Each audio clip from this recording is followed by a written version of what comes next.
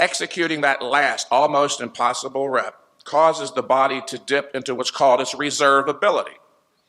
And since your body only has a small amount of reserve to draw upon before depletion occurs, the body protects itself from future assaults on its reserves by enlarging upon its existing ability through the compensatory buildup of more muscle mass. Only high-intensity training can force the body to resort to its reserve ability sufficiently to stimulate an adaptive response in the form of a muscle mass increase. Repeating tasks that are well within your existing capacity do absolutely nothing to stimulate growth. Ending a set before failure just because an arbitrary number of reps have been completed will do nothing to stimulate an increase or induce growth. Carrying a set to a point where you are forced to utilize 100% of your momentary muscular ability is the single most important factor for increasing strength and size. Working to a point of momentary muscular failure, where another rep is impossible despite your greatest effort, ensures that you pass through the breakover point, or that point in the set below which growth is not stimulated, and above which you growth is stimulated.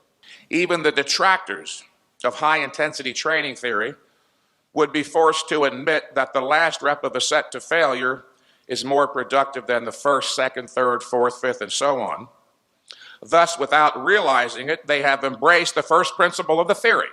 A few individuals have raised the intelligent question as to whether it is actually necessary to train to failure, where 100% intensity of effort is required to complete the last rep. The problem here, however, is one in measuring intensity.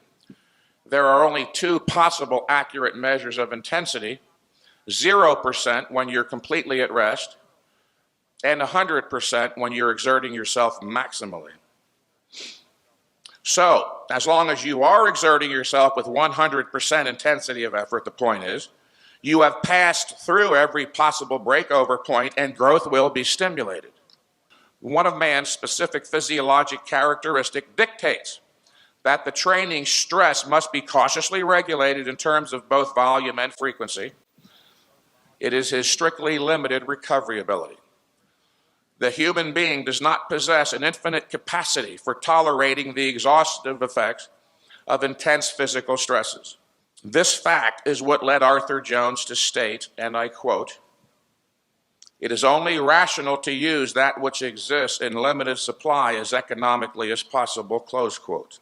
While the principle of intensity must be understood as the first requisite for understanding anything else of value about exercise, the fact of a limited recovery ability is the next key concept that must be grasped in the logically interdependent hierarchy of scientific knowledge and exercise. It is only on the basis of knowing that the body has a limited recovery ability that one may understand why the volume and frequency must be cautiously, even hyper-cautiously regulated.